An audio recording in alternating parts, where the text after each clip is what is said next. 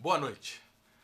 No Banqueta em Foco especial de coronavírus desta quinta-feira, dia 26 de março, vamos falar sobre o cenário econômico e social do Brasil nesta crise do coronavírus.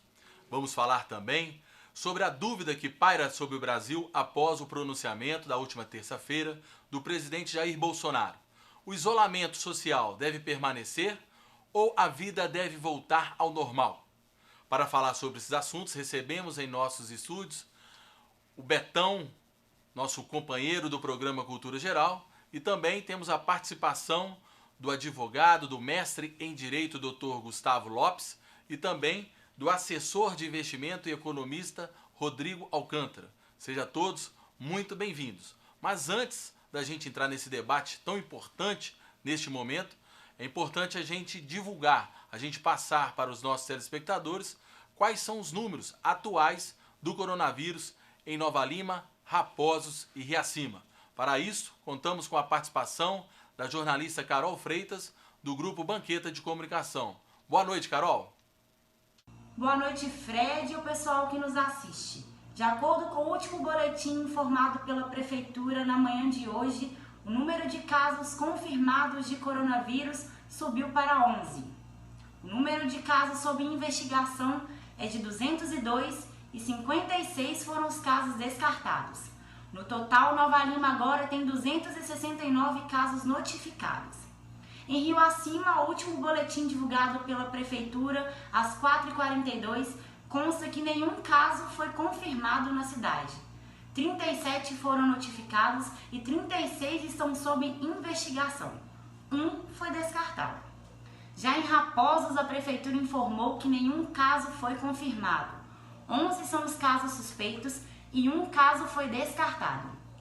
Vale ressaltar que a campanha de vacinação contra a gripe está suspensa em Raposos e em Nova Lima temporariamente, devido à falta de vacinas.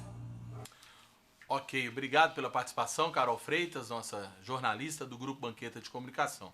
Essa questão da vacina, Betão, é muito complicada, né? Na verdade, até saiu no jornal impresso do Banqueta, o que o Estado faz? Ele envia remessas. Então tem 14 remessas que vão ser enviadas até o final da vacinação. E essas vacinas, segundo informação passada pela assessoria de imprensa da Secretaria de Saúde, me perdoe, a responsabilidade é do governo federal. Então o governo federal envia para a Secretaria de Estado, que envia aqui para Nova Lima. Nova Lima recebeu até o momento apenas 5 mil. Então desde a segunda-feira, desde terça ou quarta-feira, já foram suspensas as vacinas, né? Que está focada primeiramente no pessoal que trabalha com a saúde e nos idosos. Mas para a gente voltar logo, colocar fogo em nosso debate, vamos repercutir novamente, assistir juntos o pronunciamento tão polêmico e tão firme do nosso presidente Jair Bolsonaro nessa última terça-feira. Boa noite. Desde quando resgatamos nossos irmãos em Wuhan, na China, numa operação coordenada pelos Ministérios da Defesa e Relações Exteriores, surgiu para nós o sinal amarelo.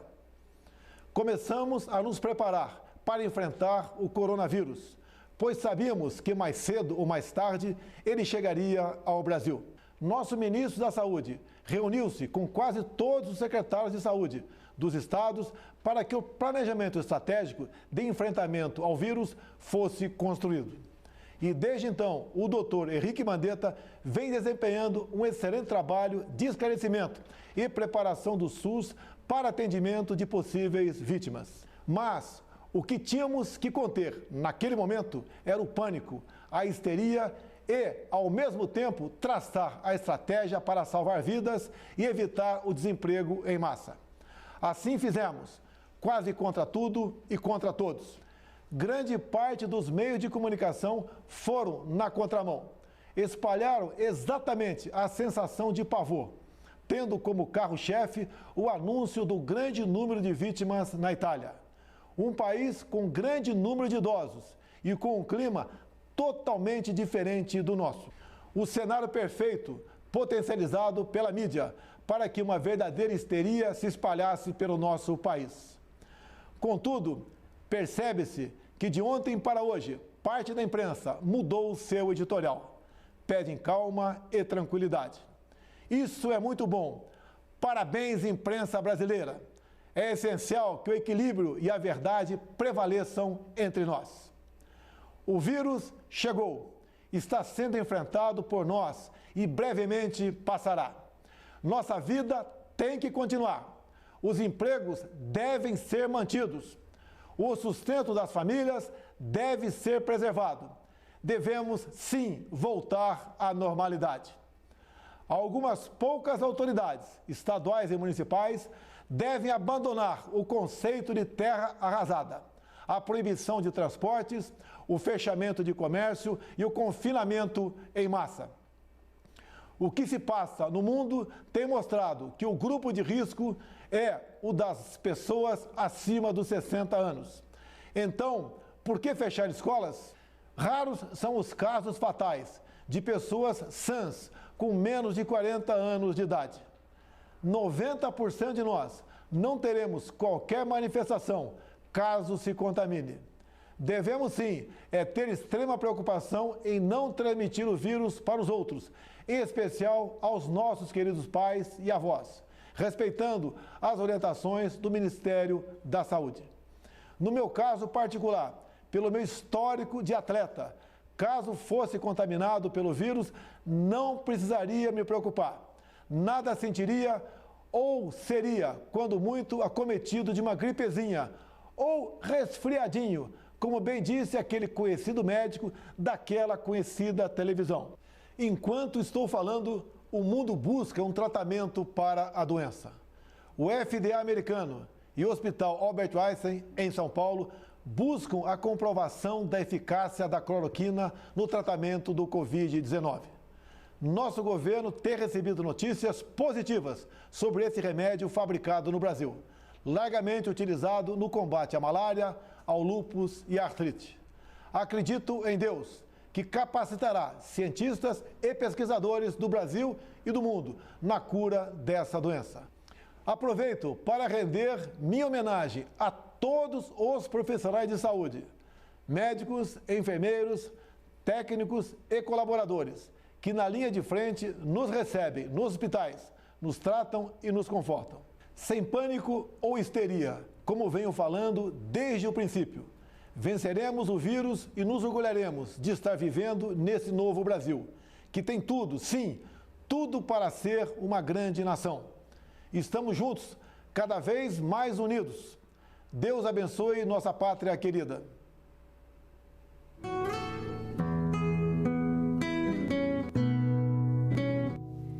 Está aí o pronunciamento do nosso presidente Jair Bolsonaro na última terça-feira. Betão, qual a sua opinião sobre esse pronunciamento? Olha, Fred, eu penso o seguinte, que a gente está vivendo de fato um limite entre a ficção e a realidade, né? Quando a ciência estabelece parâmetros falando que a curva de transmissão é uma curva alta no mundo inteiro, e quando a gente tem perto da gente um presidente da República que não reconhece isso, isso é um problema grave, porque, primeiro, confunde a população, não estabelece o parâmetro de tratamento, e essa questão da transmissão é uma coisa seríssima, porque o fato da pessoa ter menos de 40 anos, 30 ou 20, portar o vírus, ter o vírus e passar para uma outra pessoa, já é uma coisa muito grave, né? As pessoas idosas, elas precisam desse carinho, desse cuidado. A ciência diz que, claramente, né, se a gente não tomar cuidado, a curva de pessoas acometidas pelo Covid-19 vai ficar muito alta e o sistema de saúde vai entrar em colapso. E aí nós temos um problema sério. O que nós vamos preservar? Né? Primeiro a vida ou primeiro os empregos? O que a gente precisa fazer? Eu, na minha opinião, a primeira coisa que a gente precisa pensar é preservar a vida. Tá certo? Não existe economia, até mesmo porque tudo no mundo está praticamente parado, são 2,5 bilhões de pessoas confinadas dentro de casa. As coisas, o comércio não está funcionando, o consumo não está acontecendo na sua amplitude. Nós vamos produzir para vender para quem? Né? Então são questionamentos que a gente precisa fazer. Agora, o presidente da República não entender que a gente está vivendo um pico de uma doença que não tem cura, aí fica uma coisa muito complicada e muito difícil. Realmente é um limite entre a ficção e a realidade. Doutor Gustavo, qual a sua opinião a respeito tanto do discurso do Bolsonaro quanto a questão do Betão? E mais, esse é o foco? Preservar a vida ou preservar a economia? Ou deve-se fazer uma junção e um bom senso entre esses dois tópicos? O presidente Jair Bolsonaro, ele é um tanto quanto sem jeito e sem tato para falar. Então a gente precisa analisar isso que ele falou sem nenhum tipo de desonestidade intelectual, pensando em números e pensando nas entrelinhas e no contexto, na big picture. Não podemos focar numa coisa ou em outra. Preservar empregos é preservar vidas. Garantir a um pai de família que consiga fazer o sustento próprio de sua família é garantir a vida dele e garantir a vida da própria família. Óbvio que não podemos minimizar o vírus chinês ou nenhum outro vírus ou nenhuma outra doença que existe. Temos surtos de doenças que vêm e que vão. A gente passa por grandes surtos de dengue, febre amarela, por exemplo, todos os anos. A gente, ano passado, São Paulo teve um grande surto de sarampo. Enfim, as doenças vêm e vão, temos que lidar com elas, sem esquecer exatamente do que o presidente destacou no discurso dele e que outros governantes, de maneira mais gentil, de maneira mais educada, têm dito. Precisamos preservar o emprego das pessoas e a economia das pessoas. Olha que interessante. Tem um artigo científico da Lancet, ele foi publicado em inglês no finalzinho do ano passado, que traz a seguinte estatística. A cada 1% de aumento de desemprego, temos 0,5 mortes para cada grupo de 100 mil pessoas. O que isso significa em números? Que a cada 1% de aumento de desemprego no Brasil, teremos um acréscimo, em razão da pobreza, de mais de 30 mil mortes. Será que mantermos as pessoas confinadas, sem nenhum tipo de atividade econômica, perdermos o emprego, quantas pessoas morrerão ao ponto de justificar a morte de outras pessoas? Vida é muito importante, e sem dúvida que é. Mas viver e morrer também faz parte do jogo da vida. Temos, por exemplo, 42 mil mortes por assassinato por ano. É muito simples acabar com os assassinatos. Vamos manter as pessoas confinadas em casa. Ninguém vai morrer assassinado porque ninguém vai para a rua. Ora, o politicamente correto é uma forma que se criou ultimamente de se defender causas que parecem palatáveis aos ouvidos, mas com uma extrema desonestidade intelectual. A gente não pode tapar os olhos para os números. Tudo bem, na Itália hoje fala-se em 6 ou 7 mil mortos. 8 mil. Um contexto italiano que aqui no Brasil não temos. Então, vamos analisar caso a caso, Brasil, Itália. O Japão hoje não está totalmente isolado. O Japão está no isolamento vertical e tem um número muito inferior de mortos do que os italianos, por exemplo. Ok. Agora vamos direto com o nosso economista da noite, o Rodrigo Alcântara. Bom, legal, Fred. Rodrigo, É o seguinte,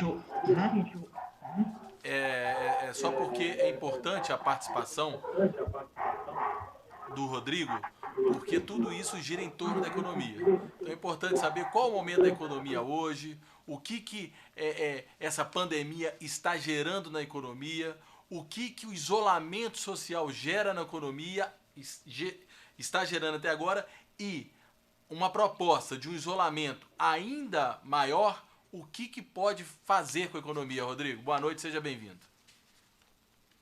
então é um ponto bem delicado que a gente está tocando aqui, porque um governante, né, ele vai ter que escolher, vai ter que ter o trade-off na mão. Então ele vai ter que escolher entre a vida das pessoas nesse momento tão delicado, né? Então quando eu falo escolher entre a vida, não é simplesmente já descartando a possibilidade de não atender elas, mas simplesmente do sistema de saúde, o colapso que isso pode gerar na nossa economia, né? No nosso sistema como um todo, tá? Na sociedade. E o outro lado é o emprego, tá? Então o que vai gerar no âmbito econômico? Então isso é muito delicado, Fred, porque o Jair Bolsonaro, via a TV aberta, né? E jogar um discurso desse que foi impopular, foi pesado, isso gera uma impopularidade para a imagem dele, sabendo que para a economia a gente precisa, no longo prazo, aprovar algumas reformas muito importantes e que a gente precisa que os ministérios deles consigam ter discurso direto com o pessoal do Senado, da Câmara, né, para fazer aprovações. Um exemplo, a gente tem a reforma administrativa que está em pauta e que aí a gente ainda não tem. A gente está vendo o Bolsonaro simplesmente reduzindo a impopularidade, aumentando a impopularidade dele, né? Não só com a população, mas também com os outros na parte do Senado e do Congresso, né? Então a gente tem que tomar cuidado com isso. Na parte econômica, né, muitos tentam fazer comparativos, né? Vamos fazer um comparativo dessa crise que pode ser gerada, onde o mundo inteiro está parado em quarentena, né? Com o que a gente viu em 2008, né? Que foi a crise subprime, onde a gente teve um colapso do sistema financeiro e bancos como o Lehman Brothers, a gente teve o Merrill Lynch, foram grandes bancos que vieram a quebrar, a falência, e teve um colapso do sistema financeiro inteiro e que demorou anos para recuperar, tá? Então, na nossa economia, esse é um impacto que, ao meu ver, seria um impacto de curto prazo, tá? Então, a gente viu o mercado, a gente viu o governo, no primeiro pacote econômico, injetando 147 bilhões de reais na economia, então, através de estímulos diretos para o combate do coronavírus, estímulos diretos no emprego. Então, a gente teve outros estímulos na concessão de redução de crédito, né? Então, deixando os bancos aumentarem mais a concessão de crédito. Mas aí vem uma pergunta muito delicada. Poxa, será que essa quarentena que a gente está vivendo, né, a gente entende que realmente tem toda essa questão de infecção da curva, né, que a gente tem que evitar ao máximo no nosso sistema de saúde. Isso é muito importante. Mas também, por outro lado, é muito importante também a gente não tirar o olho para a parte econômica, entendeu? A gente tem que... É um desafio, tá, para os governantes. É um desafio muito, muito grande, porque eles vão ter que decidir, em um momento de crise, como que eles vão manter o emprego. Então, a gente vê grandes empresas, como a XP Investimentos mesmo, na qual eu sou assessor, e a Atro Investimentos faz aí, eu sou sócio da Atro, do escritório, ela tem campanhas de grandes empresas, campanhas de grandes empresários, para atuar direto na economia e direto naqueles que vão ser impactados, entende? Então, acho que é um ponto muito delicado, porque o emprego ele não pode deixar de ser visualizado nesse momento, entende, Fred? A gente precisa ter algo mais concreto nesse momento. Exemplo, um pequeno empresário de Nova Lima, Raposa, Reacima, etc., que tem um bar, uma sorveteria, uma loja de roupa, enfim. Esse empresário, ele não vai adotar uma das medidas que é ir ao banco, pegar o crédito, né, e estimular, alavancar a empresa dele por um período que ele não sabe onde vai terminar, entendeu? Ele não sabe qual que vai ser, onde ele investe aquele dinheiro, se ele compra mais estoque, se ele permanece no emprego dos funcionários. Então, eles não foi uma medida muito eficiente, né? Uma outra, o PIS/PASEP, né, que a gente vai conseguir resgatar ele através do FGTS e etc., pode demorar, a população pode demorar a trazer isso. Então, ou seja, o consumo ele está sendo desestimulado na mesma proporção que a oferta também está sendo. Então, isso vai impactar o emprego. A gente está falando aí, usando um pouco dos dados que o Gustavo colocou para a gente tem estudos apontando que vai ter desemprego de mais de 30 a 40 milhões de empregados no Brasil devido a essa crise, devido a esse lockdown que teve, tá? Essa quarentena. Então, a gente tem que tomar muito cuidado. Tá? Eu acho que a gente não pode cometer os pés pelas mãos. Eu acho que a palavra do governador Zema foi uma bem delicada. Ele falou, olha, não sai de casa, a gente ainda vai continuar com a opinião de quem conhece sobre o assunto, que é o pessoal da OMS, que é o Ministério da Saúde. Então, a gente ainda vai continuar em quarentena, mas em outro ponto, a gente tem que levar em consideração a parte econômica também. A gente não pode esquecer. O Trump, lá nos Estados Unidos, fez a mesma coisa. Nós tivemos aí injeções de 4 trilhões de dólares quase na economia. Eles têm caixa para isso, eles têm estímulos fiscais para fazerem isso e para ajudar a população. Então, a gente vê cheque direto a famílias, né? Por exemplo, famílias que têm 4 pessoas pode chegar a deter até 3 mil dólares, né, diretos do governo, assim, para estímulos. Tem estímulos diretos na parte de empresas para não demitir pessoas, né, nesse momento de quarentena. Então é muito delicado, porque no Brasil a gente não vai ter esse estímulo de forma tão significativa, que a gente saiu de um período de endividamento muito grande. Então, quando a gente está começando a ajeitar a nossa economia, começando a ajeitar a nossa casa, com taxa de juros baixa, reduzindo o desemprego, vem a crise, vem a quarentena, e aí a gente precisa, nesse momento, olhar para a economia e tentar achar uma saída na qual a gente não volte para o patamar que a gente estava antes, que é um patamar de desemprego alto, que é um patamar de inflação, entendeu? Eu penso que é exatamente esse ponto que o governo está batendo cabeça. A equipe econômica, ela fez um planejamento, vamos começar com a reforma da Previdência, depois a administrativa, depois a tributária. Havia uma projeção de um crescimento do PIB acima de 2% nesse ano. Sim. Só que, de repente, o planejamento desandou por um fato imprevisto, imprevisível, que ninguém imaginava. Até eu faço uma analogia com a seleção do Dunga, lá em 2010, que foi uma seleção de futebol que veio ganhando tudo. No jogo contra a Holanda, ela faz 1-0, toma virada. Quando ela tem um revesse, ela não estava contando com aquele revesse. Era uma seleção que ela estava preparada para seguir um caminho linear. E a equipe econômica do Bolsonaro, aparentemente, ela estava preparada para seguir um caminho linear, de cumprir todo esse roteiro e nunca sonhavam que ia ter esse impacto. Então, nesse período, e eu enxergo até um certo desespero do próprio presidente, de falar, puxa vida, gente, vamos trabalhar porque vai dar certo.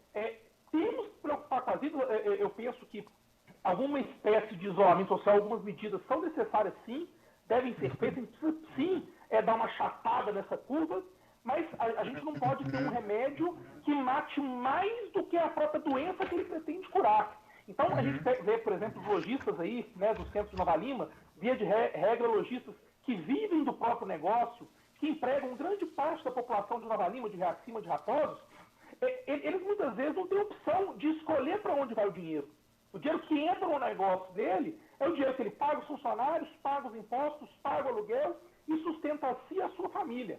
Imagina só, eles ficarem 30, 40 dias sem faturar R$1, se não tiverem capital de giro para segurar, eles não vão suportar. Aí você diz assim, mas nos Estados Unidos, os Estados Unidos têm uma legislação trabalhista muito mais flexível que a nossa, é muito mais barato nos Estados Unidos você dispensar o funcionário ou você renegociar com o funcionário uma situação de trabalho diferenciada. Aqui nós não temos essa flexibilidade. Lá nos Estados Unidos, eles têm dinheiro para colocar no mercado, para o mercado reaquecer e voltar a girar. Aqui no Brasil é diferente. A prefeitura de Nova Lima, o município de Nova Lima precisa do ISS, precisa do IPTU, precisa que nós, cidadãos, consigamos gerar riqueza, pagar imposto, para aí sim o Estado poder movimentar e ajudar. Então, não podemos, infelizmente, nos comparar com os grandes países. A Itália possui recursos para suportar. Nós não temos recursos para suportar. Então, a ideia, e eu penso que foi isso que o Bolsonaro tentou de maneira extremamente hostil, mostrar o seguinte, gente, vamos voltar gradativamente à vida normal. Até ontem, né, quarta-feira, foi um momento em que as pessoas infectadas para o ápice, que vai do dia 6 de abril, dia 20 de abril, né, o ápice dos atendimentos, já foram infectados até ontem. Então agora é o momento de a gente começar a reabrir gradativamente as lojas, chamar as grandes empresas, mantenham os seus funcionários em home office. Gente, vamos voltar à vida, mas vamos evitar festa de aniversário, vamos evitar grandes confraternizações. Escolas, segura um pouquinho, num segundo momento as crianças voltam para as escolas. Pessoas, reabram suas lojas. Os maiores de 60 anos, vão mantê-los em casa. Você tem um pai, tem um avô acima da idade de risco, fica sem vê-los por um período. Então, a gente precisa ter um plano de reestabelecimento da ordem. Senão, pode não acontecer o grande colapso de saúde, mas vamos ter um grande colapso econômico e um grande colapso civil, um grande colapso na ordem pública. Porque vai chegar um momento que o próprio comerciante, desesperadamente, vai descumprir todo e qualquer decreto e vai reabrir a loja dele. Se ele não reabrir a loja dele, ele não vai ter dinheiro para comer. E nós temos que, nesse momento, e o Bolsonaro tentou fazer isso, mas não conseguiu, porque ele não tem jeito, não tem tato. População, calma. Vamos com calma, vamos resolver o problema. O governo vai fazer o que ele pode, mas nossos recursos são limitados. Você, empresário, eu vou tentar te ajudar naquilo que é possível, mas nossos recursos são limitados. Então, população, respira, toma as medidas de profilaxia e vamos voltar à vida. É isso que a gente precisa nesse momento.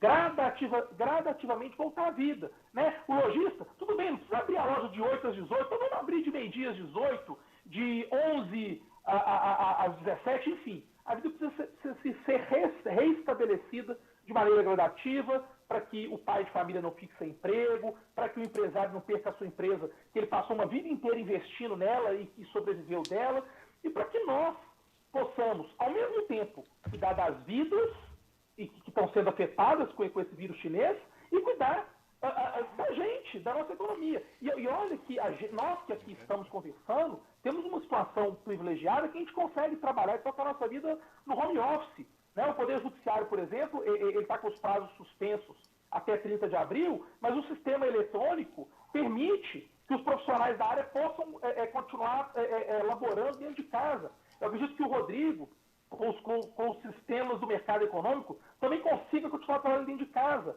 Agora, e o sorveteiro? E o cara que vende roupa na sua loja? Como é que ele faz? E a diarista? Como que a gente vai cuidar dessa grande massa de pessoas? Estou preocupado com eles nesse momento. Gustavo, deixa eu fazer um recorte na sua fala. É o seguinte, a gente precisa pensar no sistema como um todo. Né? Nós não podemos pensar só na parte. Né? Você não pega o sistema econômico e fala assim, nós vamos fazer um recorte aqui do sistema econômico. Você precisa pensar no sistema como um todo. Nós temos no Brasil 95% dos leitos ocupados. Né?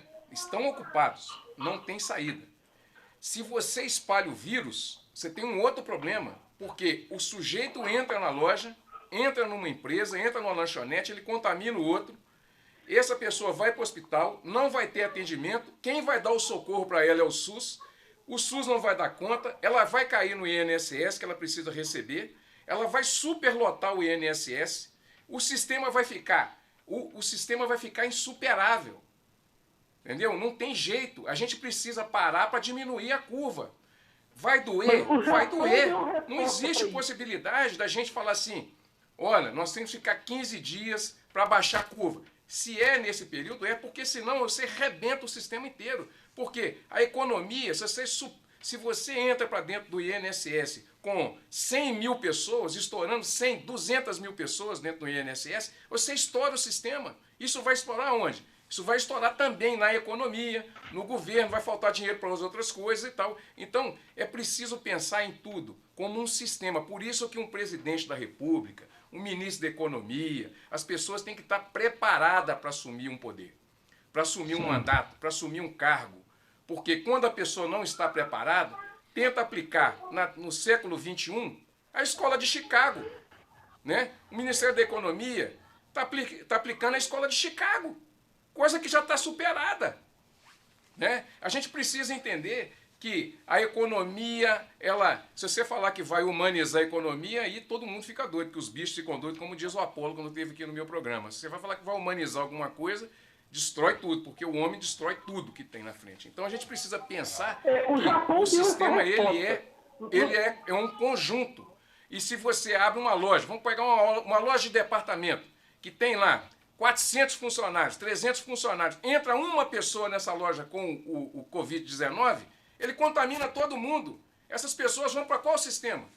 Elas vão para o sistema de saúde, que não vai ter jeito, porque ela tem 95% de pessoas, tem 95% dos leitos ocupados, e vão para o INSS. Lá ela vai ter que ficar encostada. Quem é que vai bancar isso? Como é que vai se fazer com isso? Então, vai todo mundo ter que apertar um calo um pouquinho. Nós não podemos pensar assim, pô, vai morrer 10 mil pessoas, isso faz parte. Não faz parte, sabe? Não faz parte morrer 10 mil pessoas, sabe? Não faz parte morrer 20 mil pessoas. Se a gente não tomar posição, se a gente não fizer a coisa que deve ser feita, pode morrer 1 milhão de pessoas. Isso não é normal, não tem aspecto de sanidade você falar assim, vai morrer pessoas, né? Porque essas pessoas podem estar no seu convívio, pode estar... Nova Lima, por exemplo, que está dando exemplo, a cidade está dando exemplo. E eu tenho que fazer esse recorte aqui, e recorte claro. A Nova Lima está dando exemplo, limpando as ruas, mantendo as pessoas dentro dos seus devidos lugares. Eu acho que aqui serve de exemplo um monte de lugar. Então, se você pega uma cidade igual a Nova Lima, que tem uma loja igual a Casa Estrela, que tem lá 40, 50 funcionários, teve aqui, acho que são 50 funcionários. Se você entra uma pessoa com o Covid-19 lá, ele acaba com a loja. Ele acaba com a loja, acaba com o dono, acaba com os produtos que estão lá dentro, porque os produtos vão ficar contaminados. Então tem que pensar nisso tudo. Você tem que pensar no sistema. Agora, Betão, pode falar, doutor. Pode falar, Gustavo. Vamos lá, vamos pensar no que fez o Japão. Vamos voltar para os números, né? O Japão tem 125 milhões de habitantes. O Japão teve o seu primeiro caso de infecção cerca de 30 dias antes da gente, então eles estão um mês na nossa frente. O Japão, ele fez um lockdown de 2 semanas no início para achatar essa curva. Depois ele fez um retorno gradativo. Hoje, o Japão tem cerca de 60 mortos, com 125 milhões de habitantes, ou seja, a Itália tem 60 milhões, o Japão tem o dobro da população da Itália, 60 mortos. Como que o Japão controlou essa questão, por exemplo, das lojas? Existem meios de conter a proliferação do vírus. As máscaras, o álcool em gel, lavar as mãos, deixar o grupo de risco em casa. Então, é óbvio que vidas são vidas. Nunca se disse, e ninguém oficialmente disse isso, nem extraoficialmente, que se esperam mortes. O que se espera é que esse número de mortes catastrófico que muita gente está desenhando não vai acontecer. E a experiência tem mostrado isso, e aí voltamos à experiência japonesa. No Japão, o que eles fizeram? Maiores de 60 anos, em casa. Incentivo para a população não conviver com os maiores de 60 anos. Nos mercados, nas lojas, horários diferenciados para evitar pico em transporte público e, concomitantemente, utilização de meios de profilaxia.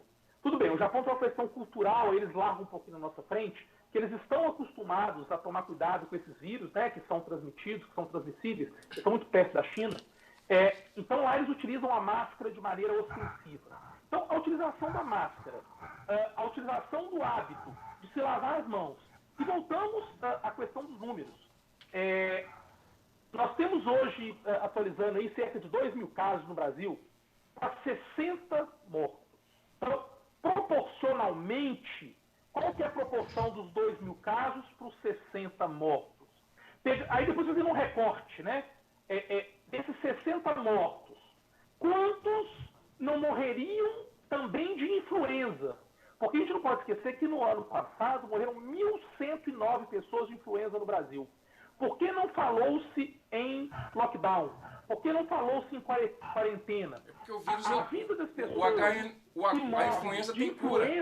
Tem tratamento.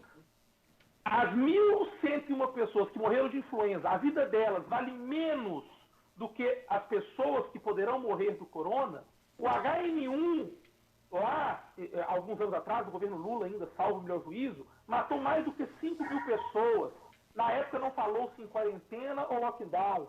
A vida dessas 5 mil pessoas valia menos do que a vida das pessoas que poderão morrer de corona. O Brasil com a Itália, isso é uma comparação muito interessante.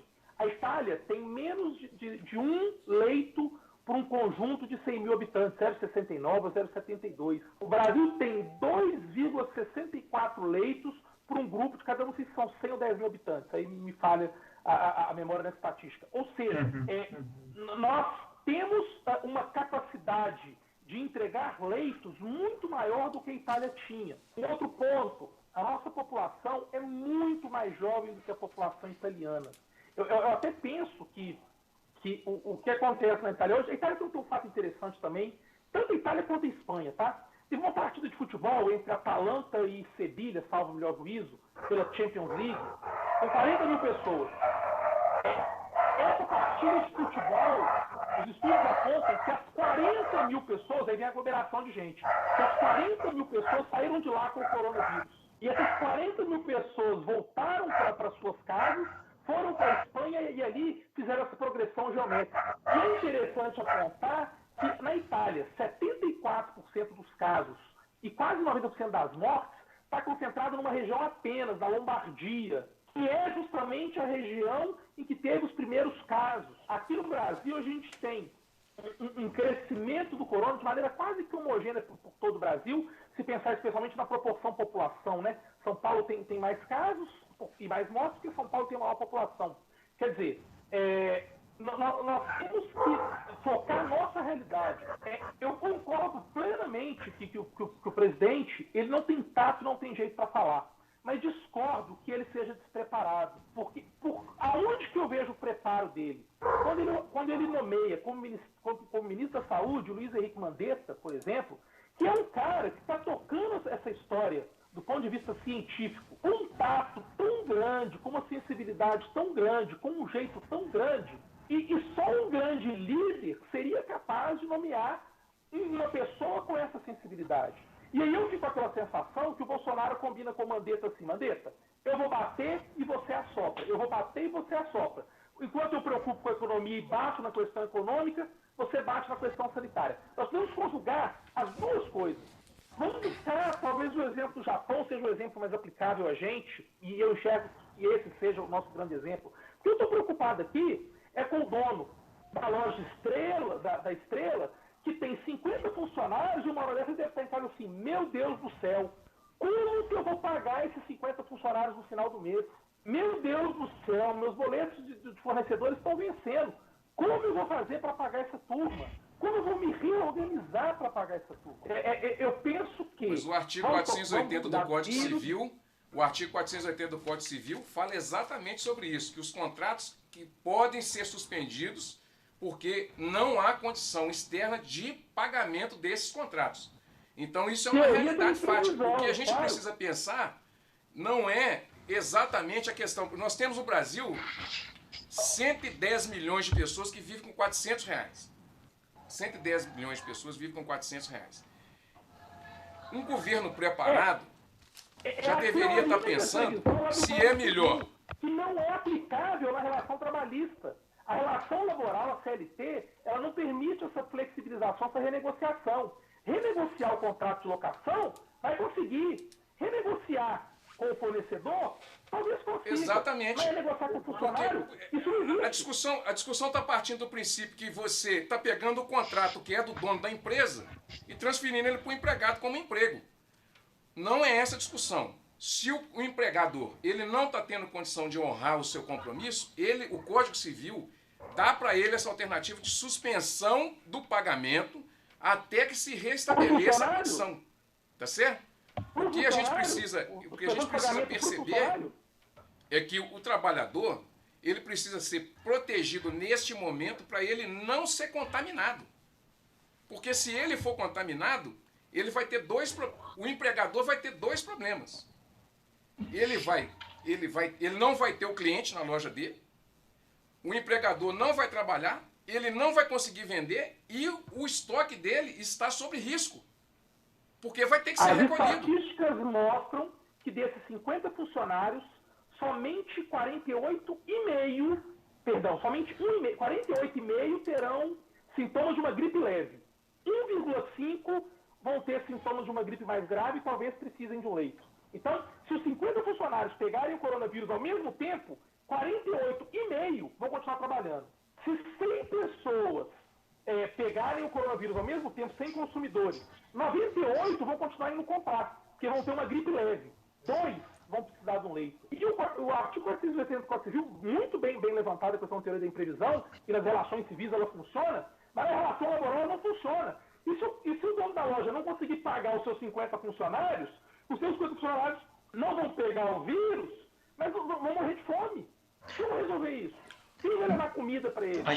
Eu acho que a gente tem que ter um... Rodrigo, desculpa, que ele tinha que fazer uma pergunta. Aí eu não vou comentar, porque realmente eu não sei. A escola de Chicago está ultrapassada?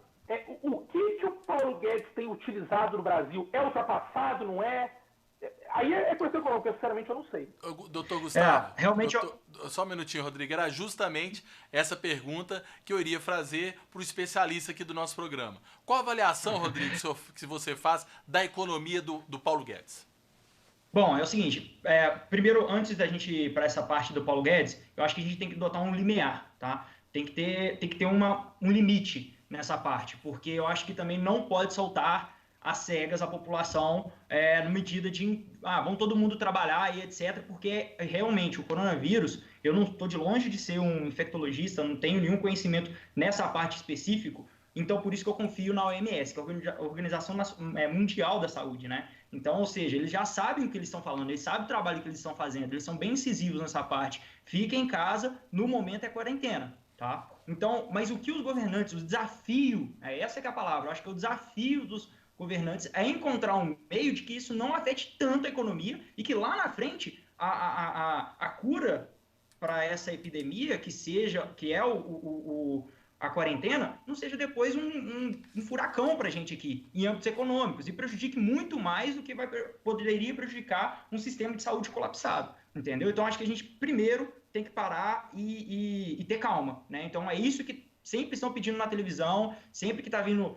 do Ministério da Saúde, enfim, acho que esse é o primeiro ponto. Agora, voltando para a economia do Paulo Guedes, eu acho que é um ponto bem importante citado, porque ele vem fazendo um bom trabalho, que começou desde o governo Michel Temer, tá? Quando o Michel Temer ele entrou, assumiu o governo, a Dilma foi impeachmentada, ele entrou, ele já fez uma política monetária expansionista. O que significa? Ele deu mais autonomia para o Banco Central controlar a inflação, que era algo que estava sendo mais delicado, mais pesado naquele momento no governo da Dilma.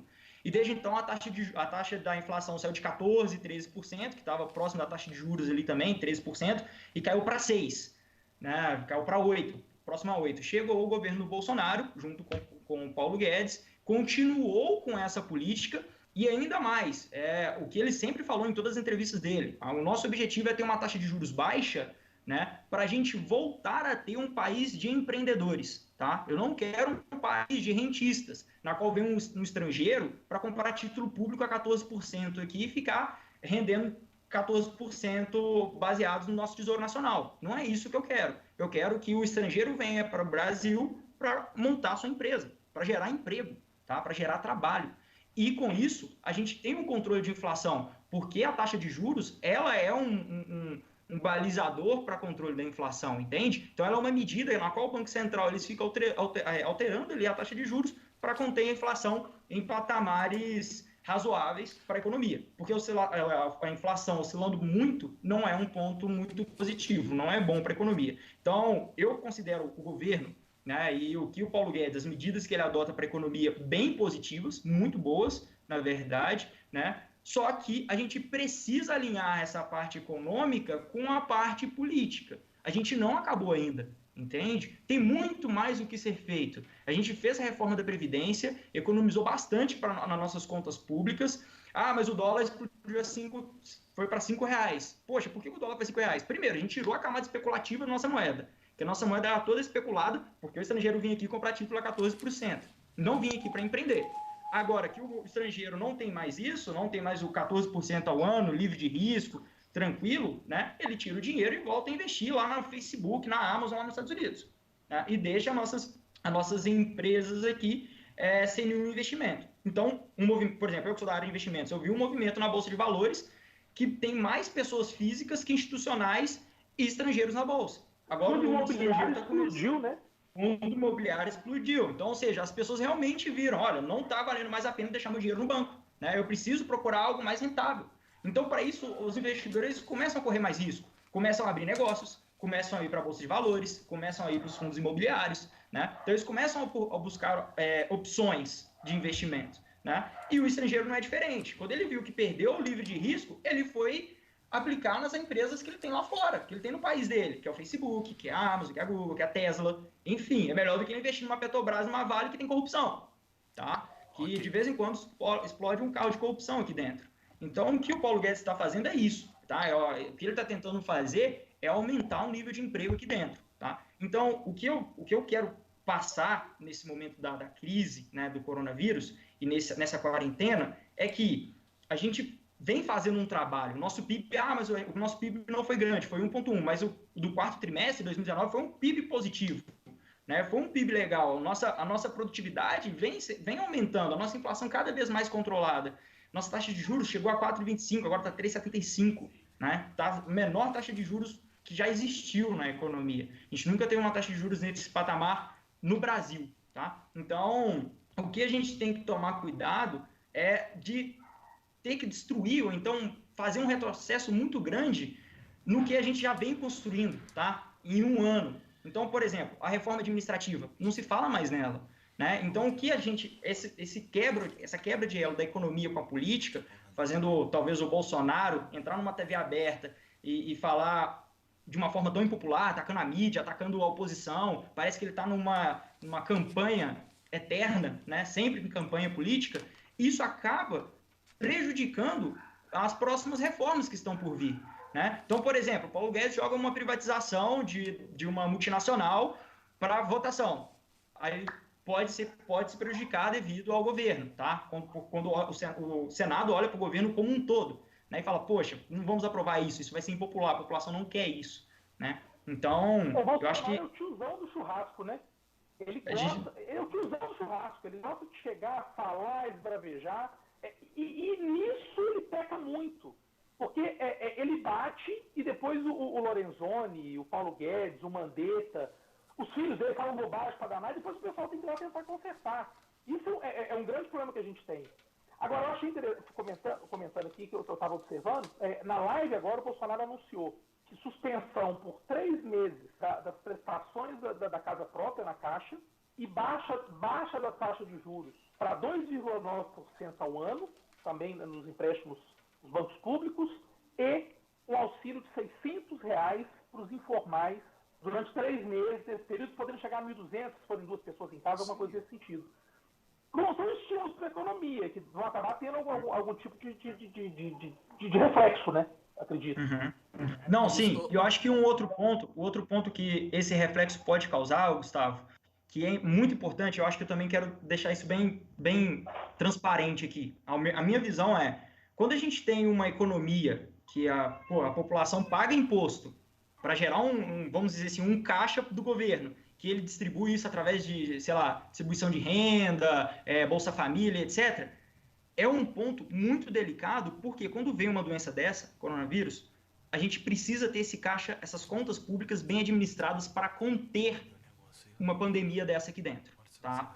Isso que o Bolsonaro está fazendo, que você acabou de ver, etc., é uma tentativa através de uma política fiscal. Ele vai jogar dinheiro, injetar mais dinheiro na economia para tentar conter com que as pessoas fiquem em casa, por questões de saúde, para não colapsar o sistema de saúde.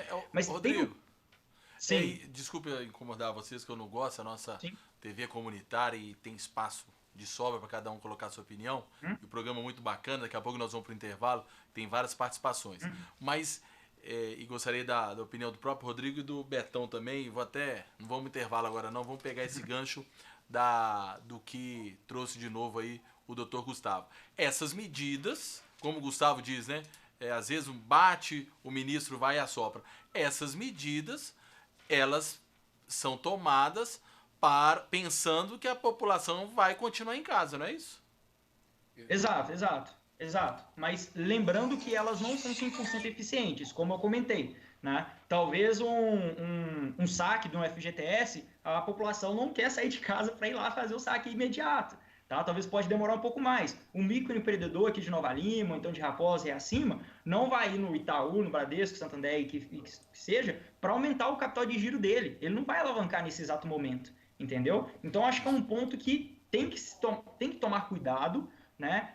Mesmo que... Porque é incerteza, tá? Eles não sabem quando que eles vão abrir, o que vai acontecer daqui para frente, se isso vai se alastrar. A meu ver, é um impacto na economia de curto prazo, tá? Não precisa de tanto desespero, tanto alvoroço, mas sim precisamos cuidar. Okay. Não podemos deixar colapsar nenhum sistema. Então essas medidas elas estão sendo exatamente para a população ficar em casa, não sair, entendeu? Isso aí. Ok, gente, nós vamos para um pequeno intervalo. Quero pedir a você de casa para continuar participando, enviar perguntas para os nossos convidados. O telefone é o 98569-2926. Você pode enviar pelo WhatsApp 98569-2926. No próximo bloco nós vamos atualizar, saiu uma nota agora da Federaminas e falar muito sobre o comércio de Nova Lima.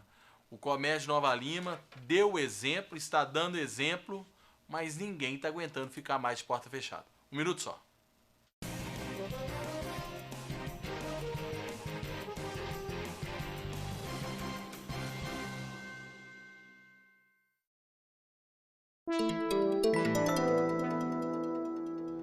Meu nome é Yasmin Dias de Souza, eu moro em Nova Lima e eu tenho 28 anos. Na minha família tem eu, minha mãe e mais 2 irmãos, eu sou a caçula. Eu me tornei uma pessoa trans com 16 anos de idade, já comecei a saber o que eu queria, assim, entendeu? Naquela época que eu decidi ser o que eu sou hoje, no início, o povo já me julgou muito.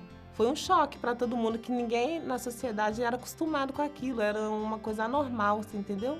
O que eu enfrentei foi ter que sair de casa muito cedo, sabe? A minha vida mudou demais depois que eu conheci o CRAS, sabe?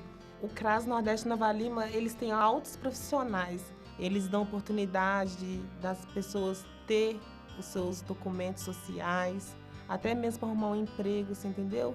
Essa oportunidade que a prefeitura nos deu através do CRAS Nordeste. E em menos de um ano eu concluí já meu ensino fundamental, já estou de carteira assinada. Eu trabalho numa agência de telecomunicações por enquanto, graças a Deus. Se eu não tivesse formado esse ano, completado o ensino fundamental, eu não tinha essa chance de emprego que eu tenho hoje. As pessoas têm esse direito, sabe? E a prefeitura faz a parte dela, a prefeitura de Nova Lima. Incentiva, dá oportunidade desses jovens a estudar de novo, não tão os jovens como qualquer pessoa. Basta também a sociedade reconhecer a importância, né, dessa ajuda. Eles também não vão fazer milagre, entendeu? A gente tem que querer por conta própria. E eles dão a chance quem acolhe a gente. Eu espero para o futuro me formar em pedagogia, porque eu acho muito importante a educação para os jovens de hoje em dia. Eu tenho orgulho de morar em Nova Lima e ser o que eu sou. Tudo.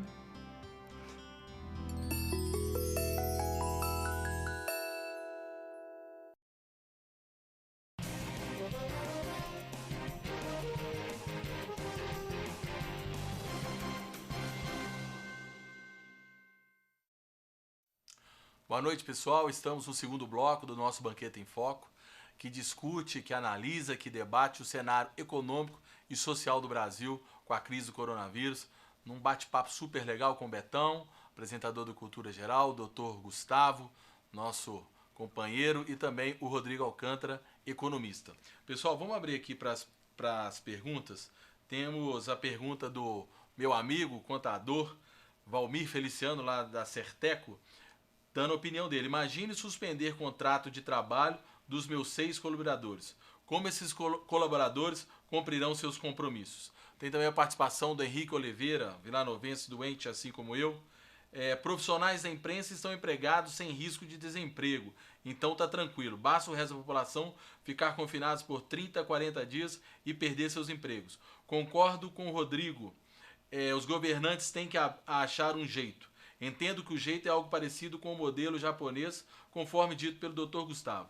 Digo parecido porque o brasileiro não tem a disciplina do japonês. Então temos que ser criativos para desenvolver nossa própria fórmula de forma a sustentar a saúde e o trabalho, que também é saúde. E tem uma outra participação do nosso amigo, companheiro de imprensa, o Marcos Vinícius, que eu gostaria de passar essa pergunta para o Gustavo. Gustavo, não é dever do Estado, segundo o Marcos Vinícius, subsidiar a população nesses momentos? Então, qual que é a dificuldade em mantê-los em quarentena?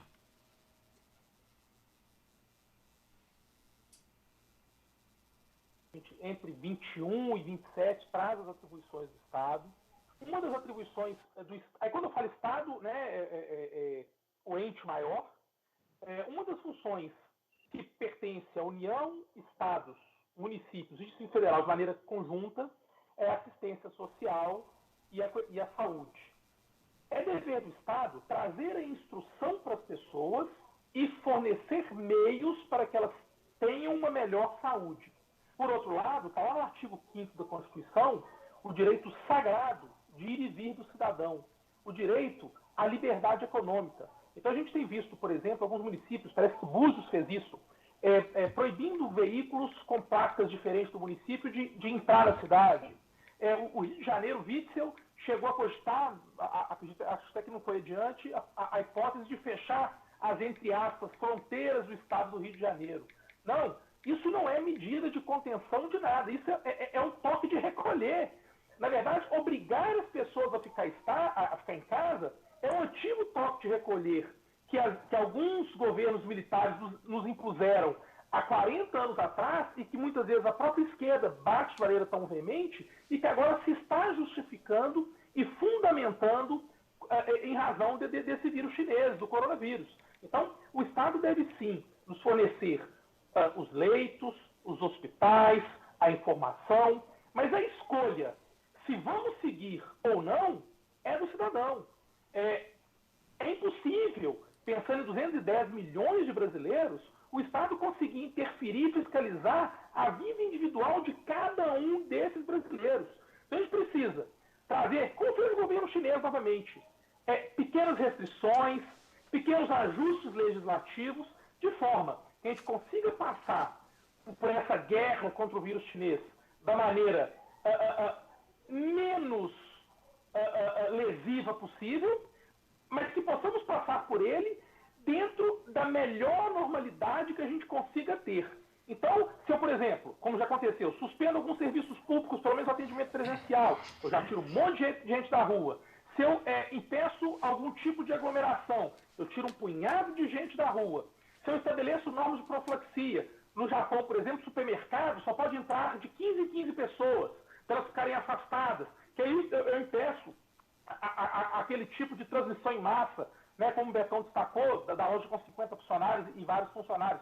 Quer dizer, eu consigo criar alguns pequenos limites, algumas limitações legítimas, legais, mas que eu também não sangro o cidadão. Como, né, destacou o telespectador, como suspender o contrato de 6 trabalhadores que não vão ter o que dar para a sua família. Mas, ao mesmo tempo, também, como a empresa vai se manter se ela não tiver faturamento, que é com porta fechada. Então, a gente tem um paradoxo. Né? De um lado, o desespero, a histeria, o pânico, todo mundo querendo ficar em casa, e ao mesmo tempo já começa a chegar o medo, o pânico, a histeria de não ter dinheiro para comer, de não ter dinheiro para pagar aluguel. E aí? Então nós precisamos sopesar, né, o justo meio aristotélico, sopesar as duas pontas, para chegar no final desse período, que eu acredito que lá no final de maio, de junho vai ter encerrado, com os menores prejuízos possíveis. Eu sei que é difícil conter. A televisão está 24 horas falando de coronavírus, falando de risco, falando de morte. Eu fiz uma conta rápida aqui. Nós temos quase 3 mil infectados para 77 mortos. 2,5% apenas. E se a gente for nesse 2,5% e analisar as doenças anteriores que eles tinham, e será que essas pessoas morreriam também se tivessem pegado uma influenza? Né? Se a gente teve 1.109 mortes de influenza no passado, então mais ou menos 100 mortes por mês, né, de influenza. Tivemos 77 de corona nesses 30 dias. Será que realmente, e aí são reflexões, a taxa de mortalidade justifique medidas tão severas? Doutor Gustavo, só para ilustrar as informações do senhor, nós preparamos algumas telas justamente para falar sobre os números brasileiros aí.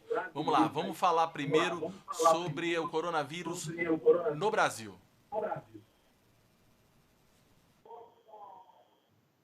Agora, né, às 18 horas, esses números do dia 26 de março, hoje, quinta-feira, casos confirmados de coronavírus no Brasil, 2.915 para 77 mortes. Aí nós vamos para a próxima tela. Casos confirmados em Minas Gerais. 153 casos. Desses 153 casos, 93 em Belo Horizonte. 11 em Nova Lima. Hoje, Nova Lima, referente a casos confirmados, é o segundo do estado. E casos em investigação em todo o estado, 17.409. E até agora, graças a Deus, não ocorreu nenhuma morte em Minas Gerais para o coronavírus. Então é essa a situação do Brasil. É importante, eu recebi uma nota agora da Federaminas, eu estou aqui para ouvir vocês, né? Eu não tenho que omitir minha opinião, né? Falar minha opinião.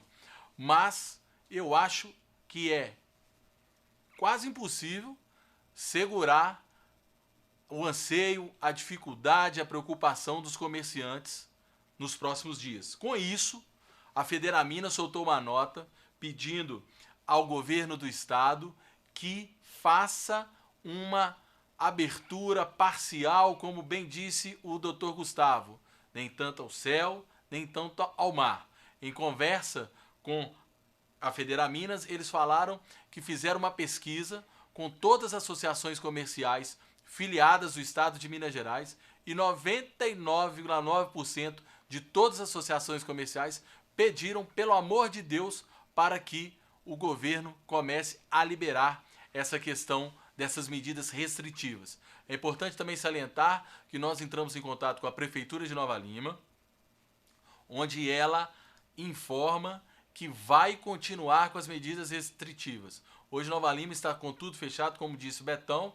Nova Lima está cumprindo na risca as regras, né, estabelecidas, e o último decreto publicado pela Prefeitura de Nova Lima foi em 15 de março, o decreto mais rígido, restringindo mais as atividades comerciais.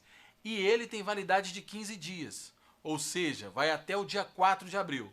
E a Prefeitura afirmou hoje que pretende continuar com essas medidas restritivas até 4 de abril. O que você acha, Betão? Eu acho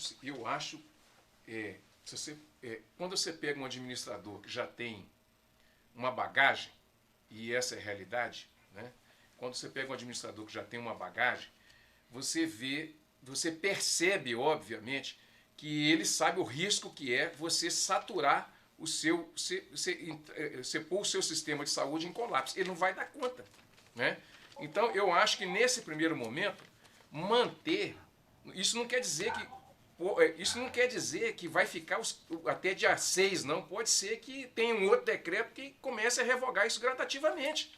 Agora, no primeiro momento, é preciso tomar uma atitude mais drástica, entendeu? Porque se a gente não fizer isso, o doutor Gustavo falou aí, o Brasil, ele está na frente da Itália porque ele tem 2,5 leitos por cada grupo de 100 mil habitantes. Só que 95% desses leitos estão ocupados, né? Então, nós não temos nem meio leito disponível para ninguém. Então, quem tá envolvido com isso sabe. Nós fizemos aqui na TV Banqueta, no Cultura Geral, no Banqueta em Foco, entrevistas com um infectologista. Dr. Guinael.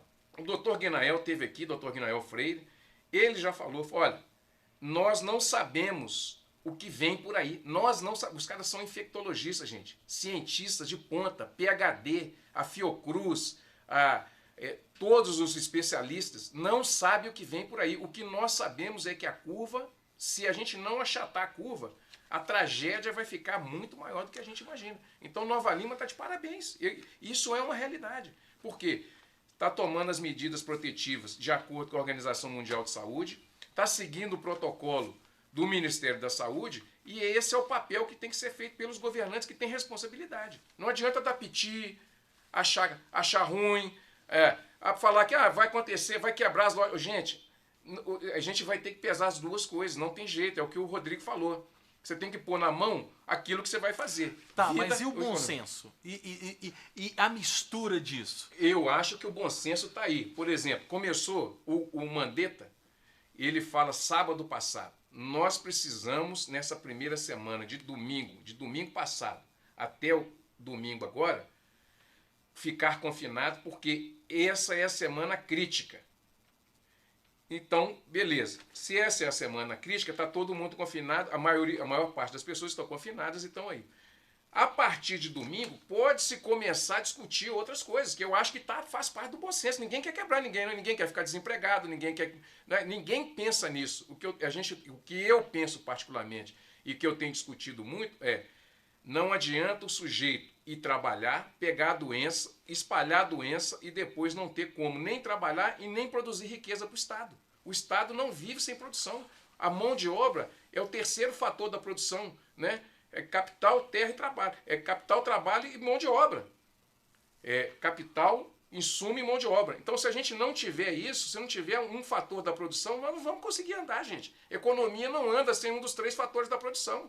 Isso é simplório, né? Pessoal, só a título de informação que também chegou aqui pra gente atualizar não só a gente, mas o público de casa, a Anglo Gold mandou um comunicado aqui agora, em especial para o nosso programa, dizendo que liberou R$1,5 milhão para os hospitais de Nova Lima, Sabará, onde ela atua. É importante também ressaltar que Nova Lima, a Secretaria de Saúde Municipal começa a ter uma preocupação, porque é uma cidade minerária que tem vários silicóticos. Então, dentro do que está todo mundo preocupado referente à lei de CTI, também uma informação atual, dos 11 casos confirmados em Nova Lima, nenhum deles está internado. Então está todo mundo se recuperando em casa através de isolamento, né? Domiciliar. Então, o silicótico, quando tiver o Covid-19, com certeza ele vai precisar de se internar. Outra informação que aí gostaria da opinião de vocês, que é uma informação mais política, né? Que vários governadores de estado assinaram uma carta com críticas ao pronunciamento do presidente Bolsonaro. E doutor Gustavo, o Zema fez questão de não assinar essa carta. O Zema não assinou. Parece que nem o Zema e nem o governador de Rondônia, salvo engano. Ou Roraima. Dos outros, não sei. O que me chamou a atenção foi que o Zema não assinou essa carta. Ô Fred, tem um ponto aí que eu acho que é bem delicado. Eu queria complementar até a pergunta que você fez para o Gustavo e também complementar a resposta que foi dada, que é o seguinte. Por exemplo, meu avô ele tem silicose, né, então eu acho que é algo que tem que tomar muito cuidado, porque o menor jeito a forma mais fácil disso não infectar é a gente diminuir o número de transições de pessoas, né? O que a gente está fazendo é a quarentena, né? Que foi provado através de estudos, etc., que é a forma mais eficiente. Então, por isso está sendo respeitado, tá? Mas a parte econômica, e a pergunta que você fez pelo Gustavo, poxa, mas não era para o governo estar incentivando a população nessa questão? E aí que vem uma dúvida da população, né? O que ela prefere? Por exemplo, nós destinamos 2 bilhões de reais para fundos eleitorais, né? Então é um ponto que tem que colocar em xeque. A população tem que cobrar isso mais do governo daqui para frente. 2 bilhões de fundo eleitoral contra 4,5 bilhões de combate contra a epidemia do coronavírus, que está deixando todo mundo em pânico. É muito dinheiro. Ou seja, é muito dinheiro. Então o que eu estou querendo dizer é que a gente destinou metade do que está sendo para um combate de pandemia para fundos eleitorais. Então a gente sempre tem que colocar o que a população quer. Vamos colocar na balança, entendeu? Porque o governo a população precisa, né? Qual que é a prioridade? O que a população precisa? Exato, a gente está pagando imposto exatamente para isso. Eu queria abrir uma linha de conversa com você interessante. Sim. Em 29, teve a crise financeira. Em 2008, também. Sim. Agora, advindo aí do Covid-19, tem a crise também. E o interessante, é chamado para responder essas crises o Estado. O Estado tem que interferir, colocar dinheiro, segurar a peteca, para que as coisas aconteçam, que a economia funcione, que a assistência social funcione, as coisas funcionem. Quando se fala na escola de Chicago, quando pensa nessa escola mais liberal, você tem uma dicotomia, porque quando acontece uma situação dessa, que é o caos, o Estado é chamado, né? O capital privado não entra, ele corre, ele fala para as pessoas assim, como diz os justos, né? As pessoas têm que trabalhar, têm que voltar à normalidade, não importa se vai morrer 10 mil, o dono do Madeiro falou, né? Não, vai morrer 7 mil, vai morrer 10 mil, vai morrer 20 mil e tal. Essa perversidade que é aliada ao capital, né? E a Virgínia Fontes, né? Que é uma estudiosa do capital, ela fala isso há muito tempo. O capital tem que ser estudado em todas as suas vertentes para que a gente não repita erros, né? Mas ele também se reinventa, ele vai se reinventar agora. Ele tomou uma cacetada agora, porque vem mais uma crise, e ele vai se reinventar. Sim. Como é que você vê tudo isso, cara? Porque é difícil para a gente imaginar que uma escola liberal possa se perpetuar, ou possa pelo menos se dar bem em países, por exemplo, como o Brasil, que tem 110 milhões de pessoas que vivem com R$400. Sim, perfeito. Antes de você vir com os aspectos econômicos, deixa eu fazer uma introdução aqui, eu acho que cabe um pouquinho de sociologia jurídica nessa história. Liberalismo é diferente de anarquia. O liberalismo não prega a ausência do Estado. O liberalismo prega o Estado intervindo de maneira mínima.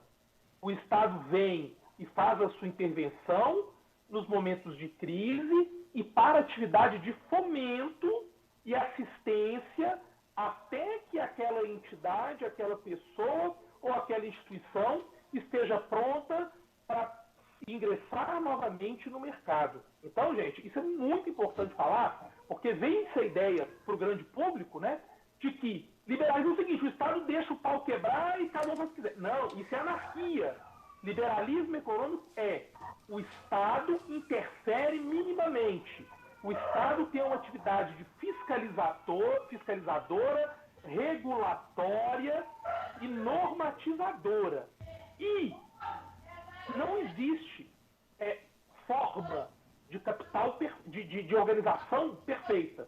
O capitalismo, ele sem dúvidas, ele mata muita gente, mas o socialismo também matou. O comunismo também matou. Aliás, o comunismo matou muito mais gente em Angola, no Camboja, na União Soviética, do que o próprio nazismo. Hoje o nazismo é criminalizado, tem que ser mesmo, mas e o comunismo não é. E o comunismo matou tanta gente, ou melhor, matou mais gente que o capitalismo. Então, é só essa introdução de sociologia jurídica, para depois você vir com a apoiada econômica, para as pessoas entenderem aí. Legal. Não vão achar que o liberalismo deixar o pau quebrar e tudo certo. Não, legal. Porque é o seguinte, a introdução que o Gustavo fez realmente é muito importante. Porque o liberalismo ele não tem ausência por completa do Estado, né? Então, os básicos, que é educação, saúde, né? Isso tem que ser servido à população, né? Então, por exemplo, o transporte público, que é algo muito importante para a população, né? Então, isso acaba destinando através. Mas só que o governo, ele influencia em algumas medidas que o liberalismo, ele não vai a favor. Por exemplo, influência de mercado, né? Colocando barreiras em algumas negociações internacionais, ou seja, nacionais, entendeu? Por exemplo, tivemos, alguns anos atrás, a intervenção na questão do Uber, né? Então, ou seja, tudo isso tem que ser levado em pauta. O Estado realmente tem que intervir nesses pontos? É algo que tem que ser colocado em pauta. Eu acredito que não, tá? O Estado ele tem que realmente deixar o mercado agir de algumas formas em alguns pontos e entregar o básico para a população, tá? A nossa carga tributária, Fred, ela é uma das maiores cargas tributárias que existe no mundo, tá? E a gente paga muito imposto. E é igual bater na tecla de novo. Foram 2 bilhões para os fundos eleitorais, né? Agora chegou essa epidemia. Pô, o Estado está endividado, tem um nível de endividamento muito alto. Tem que se preocupar com esse momento também, com a economia. O que a população quer? Agora ela quer um auxílio nesse momento, mas a gente não tem fundo. Poxa, onde foi meu imposto? Onde que eu paguei meu imposto, ele foi para onde? Então a gente sempre tem que levar isso em consideração, tá? Mas a conversa inicial foi na crise de 29, na crise de 2008 e agora com o coronavírus. Como é que essa ideia thatcheriana, né? Essa ideia liberal vai transitar nesse meio, né? Dessas crises. O Estado foi chamado para resolver o problema do capital em 29, foi chamado para resolver o problema do capital em 2008 e vai ser chamado agora para resolver o problema do capital agora, né? Legal, como é que a gente trabalha isso? Isso, legal. Por exemplo, são crises diferentes, como eu falei no começo. A crise de 29 foi uma crise de oferta. Eles acreditavam que os empresários acreditavam que tudo que se produzia seria consumido naquela época. E, na verdade, não. Deu um choque aí de oferta e demanda, né? Chegou um ponto que a demanda falou, não quero comprar mais. E aí ficou cheio de estoques. Então, o mundo inteiro ficou cheio de estoque de produto que acabou impossibilitando negociações, né? Então, gerou uma quebra de preço, etc. E aí teve uma intervenção, teve mudança de concepções econômicas, tá? Muito importantes nesse tempo, em 29, que mudou todo o jeito de pensar da economia, tá? Baseando primeiro na demanda, não na oferta. Então, primeiro foi a mudança de concepção de capital, foi a mudança de concepção da economia no primeiro momento. Em 2008, foi realmente títulos podres que a gente tinha, hipotecas lá nos Estados Unidos. Isso levou à falência de grandes bancos, né? E demorou muito a recuperação na economia.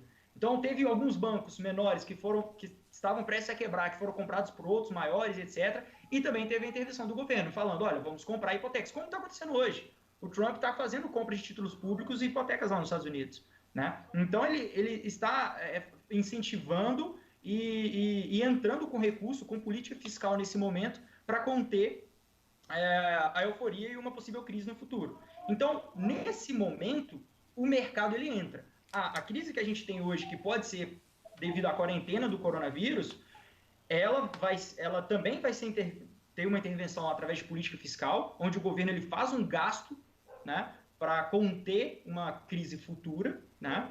E isso é uma medida mínima que o Estado precisa restabelecer. O Estado precisa entregar hospital, precisa entregar educação. Né? É isso que a população quer aqui no Brasil, uma intervenção mínima, não uma intervenção na parte de mercado. Porque quando o Estado, por exemplo, numa negociação de minério, ela vai intermediar numa questão do petróleo, ela tenta intermediar, tenta fixar o preço do petróleo. Por exemplo, o nosso petróleo hoje é flutuante. Né?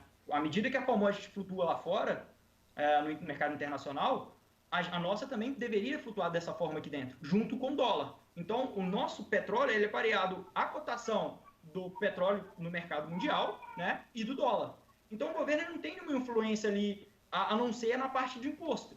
Né? Então, ele pode controlar o imposto para influenciar no preço do petróleo. Mas espera aí, será que a gente precisa de mais carga tributária sobre o combustível? Se a gente reduzir a carga tributária do combustível, como que seria o preço dos produtos hoje nas prateleiras? Então, acho que essa pergunta é muito importante, pertinente, porque o Estado ele tem que intervir em alguns momentos, e esse é o momento que ele deve intervir para conter uma crise e não ter um colapso na saúde pública. Sinceramente, eu tenho muita dificuldade de entender essa posição de livre mercado, quando você precisa muito do Estado. Sim. O doutor Gustavo está aí, com todo respeito, ele fala nesse sentido também. Eu tenho muita dificuldade, porque o capital ele é perverso mesmo. Ele produz muita coisa boa, mas ele também produz muita perversidade. Agora, eu tenho que entender tudo isso aí, porque o poder e dever do Estado é de cuidar do cidadão. Independente de qualquer coisa. Não cuidar só das corporações. As corporações, elas já têm muito dinheiro do Estado. Muito, mas muito dinheiro do Estado. Então, é dever do Estado primeiro proteger o cidadão. Esse é o papel do Estado. Para isso que o Estado foi criado. Né? Para isso é que o Estado foi... Nós saímos do Estado absolutista para criar um Estado para distribuir riquezas. Então, essa é a ideia republicana de Estado. Agora, eu tenho muita dificuldade para entender isso. Agora, eu acho que assim, a opinião, eu acho que pensar democraticamente, isso que a gente está fazendo aqui na TV Banqueta, em todos os programas da TV Banqueta, é salutar, é debater, discutir para ver se a gente acha um caminho. Porque a gente precisa trabalhar, a gente precisa ter, agora a gente precisa, para trabalhar, precisa ter muita saúde, muita disposição. E no Brasil, muito mais ainda. Pessoal, só para a gente dar destaque a quem está nos assistindo, o André, que é até primo do Gustavo, aqui André Moça, tá, Gustavo? Deve me xingar. André, falando que o debate está ótimo, vale ressaltar também como os empresários estão pensando em seu novo negócio. A explosão de serviços de delivery e a explosão de vendas pela internet. A citar Nova Lima, nos preparamos para esse modelo? Não só pelo momento, mas isso já ocorre há tempos. Em momentos de crise, temos sim aqueles que irão quebrar, pois estavam acostumados com apenas um jeito de trabalhar. E teremos empresas e empreendedores que surgirão. Perfeito. Fred, só complementar. Pode ir. Só para complementar, desculpa a intervenção aí, Gustavo. A parte do Estado, realmente, o Estado, a primeira vez que ele foi criado lá atrás, foi para gerar segurança. Né? Antes, um matava o outro para ganhar terra do outro. Então, a primeira coisa que o Estado fez, foi definir segurança. Poxa, se você tem um lote, esse lote ele precisa ser preservado, ele é seu, né? Então, é privado isso, né? Não adianta uma outra pessoa vir te matar e pegar o seu lote. Não é assim que funciona. Então, a primeira coisa básica, segurança. A segunda outra coisa básica que foi definida, a saúde, a educação. E a população foi definindo outras. Agora, o Estado intervir em algumas empresas, em algumas negociações de mercado, eu acho que isso não convém, tá? Eu acho que isso não deve ser de forma tão agressiva, né? A ponto de que, tipo, o Estado controla tudo. O Estado controla toda a economia, tudo que tem... aí a economia planificada vai gerar um efeito colateral, ele pode contrabalancear. Mas aí só foi uma introdução. Pessoal, aí, olha que legal. Pode falar, doutor. Pode falar. O que o André falou é bem legal. Todo período de grande crise ou de grande ruptura, né? Ele traz coisas boas. Tem aquele ditado que fala que enquanto um chora, o outro vende o lenço. Então, realmente a gente tem nesse período alguns modelos de negócio que vão sair fortalecidos. E um deles vai ser o delivery. Né? Esses aplicativos de entrega, todos eles vão sair muito, muito fortalecidos. Aliás, eu penso que nessa história toda do vírus chinês, a gente tem algumas coisas muito legais que vão ficar. Primeiro, a questão da asepsia, nós vamos ser mais cuidadosos, utilizar o álcool em gel, com mais cuidado, lavar mais as mãos.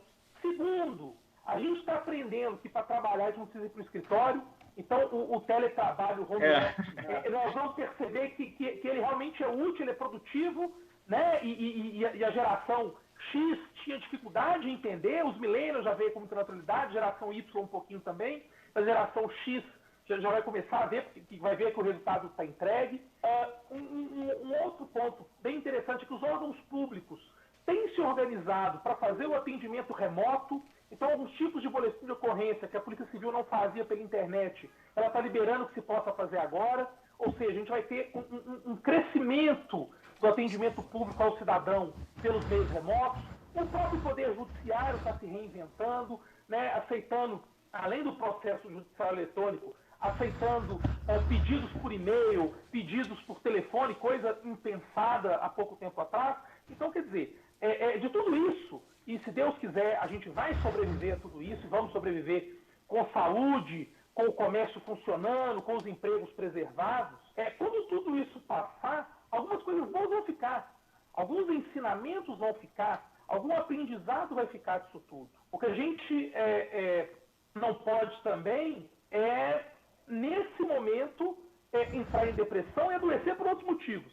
Então não adianta também você ficar em casa isolado, cuidando do coronavírus, ou fechar o seu negócio, ou enfim, colocar qualquer medida que o OMS determina, ou solicita, ou indica, e também adoecer por outra coisa. Então eu acho importante ficar essa mensagem, doutor, aí, e eu sou plenamente a favor de semana que vem a gente vai... A vida devagarinho, voltar ao normal.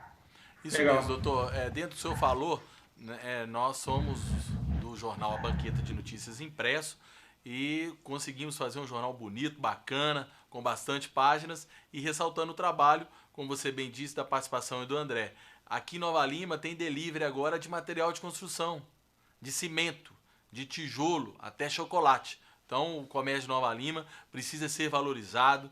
É uma turma formada por guerreiros que em toda crise conseguiu se superar e ainda por cima é o maior empregador da nossa cidade. Não são as grandes empresas e não são as mineradoras que são os maiores empregadores da nossa cidade, e sim os comerciantes. Então estamos chegando ao final do nosso programa, só que antes de liberar a participação final para cada um de vocês, o Dr. Gustavo está se ajeitando lá, era uma pergunta importante para o Dr. Gustavo. Por quê? A gente vê o governo federal editando decretos, a gente vê o governo estadual editando decretos e tem até um caso de Nova Lima. O governo federal, o presidente Bolsonaro, liberou as igrejas, colocou as igrejas como serviços essenciais. E aí a Prefeitura de Nova Lima mandou um comunicado às igrejas de Nova Lima, reforçando que em Nova Lima, de acordo com o decreto municipal número X, as igrejas não são atividades essenciais, por isso estão restritas ao seu funcionamento. Como que é isso, doutor? A federal, na minha cabeça, automaticamente sobreporia sobre a municipal, não?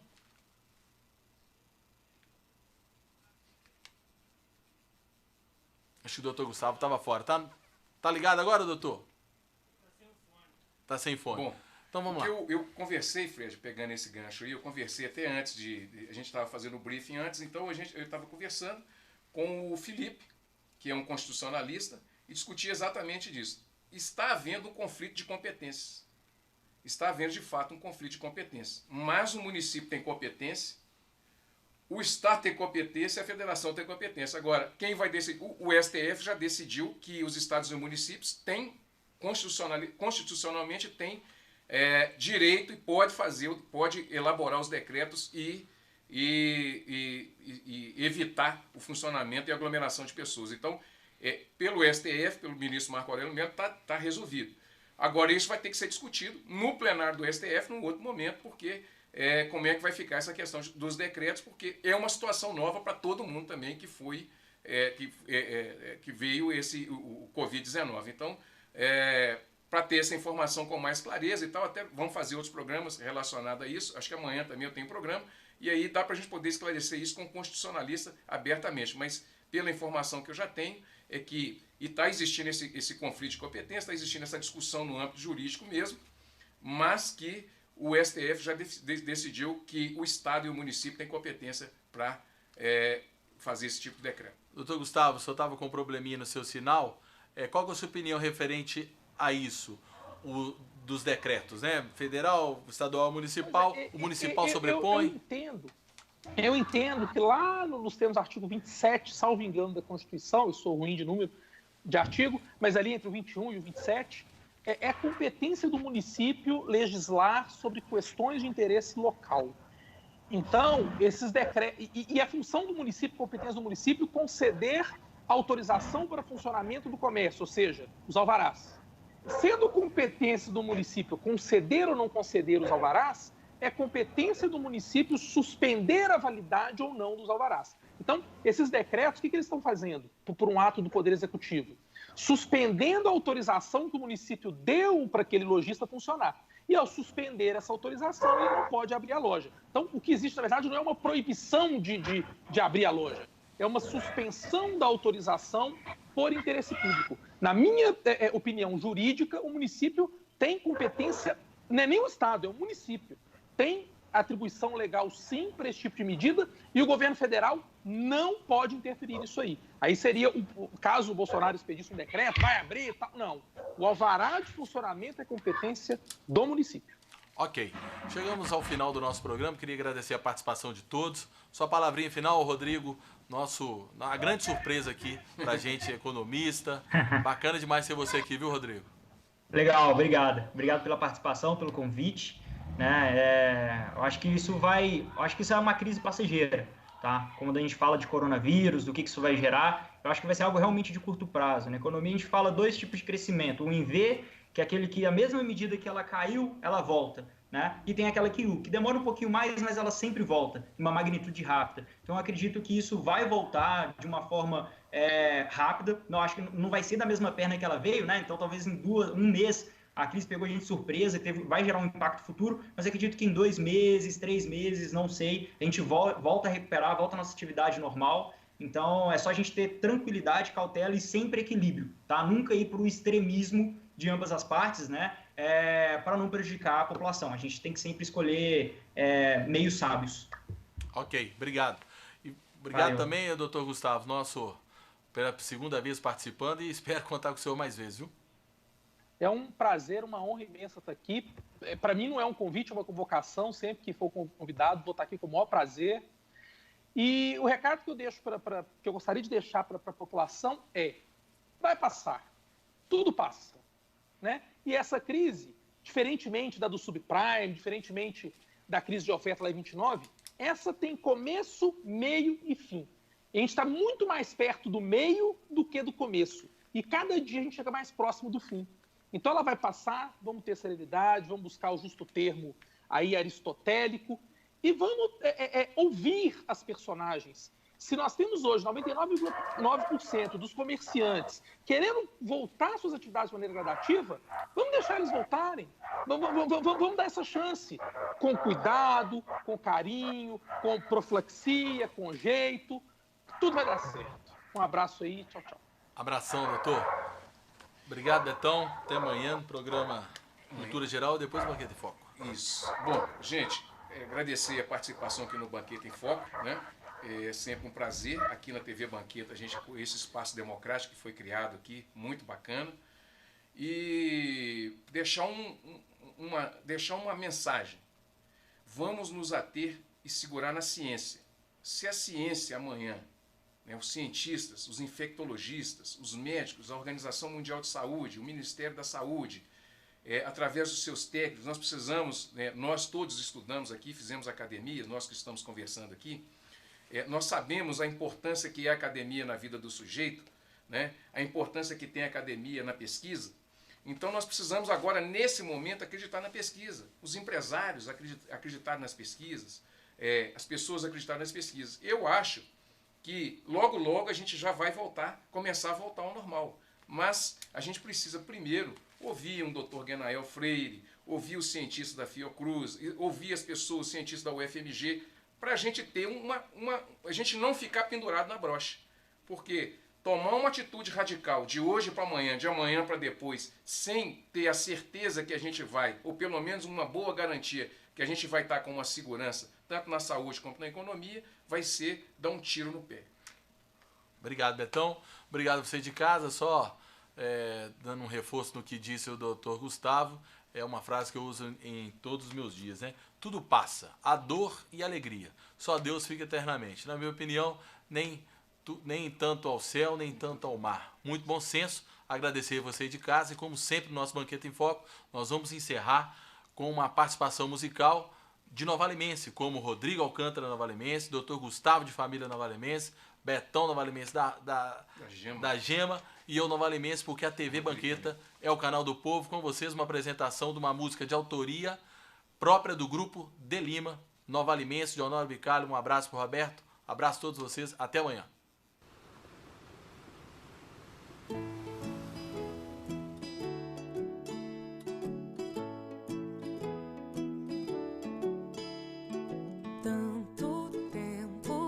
Chegar e ver coisas que eram um sonho acontecer, e hoje, junto com esse anel, um sol, um luar, um lar pra aconchegar e chegar. Tanta vida pra gente cantar, coisas se ajeitando no lugar, e hoje, junto desse altar, um sol, um luar, um lar pra aconchegar e chegar. E é com você que eu planejei viver, fiz as contas e somando deu você e eu. E só tá começando o primeiro dia. E é com você que eu planejei viver, fiz as contas e somando deu você e eu. E só tá começando o primeiro dia de todos nossos planos.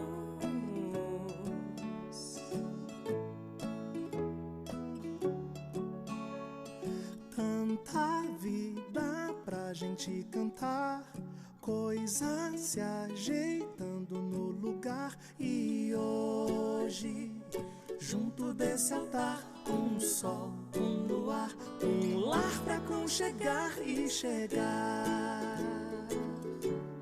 E é com você que eu planejei viver, fiz as contas e somando deu você e eu. E só tá começando o primeiro dia. E é com você que eu planejei viver, fiz as contas e somando deu você e eu. E só tá começando o primeiro dia de todos nossos planos. De todos nossos planos.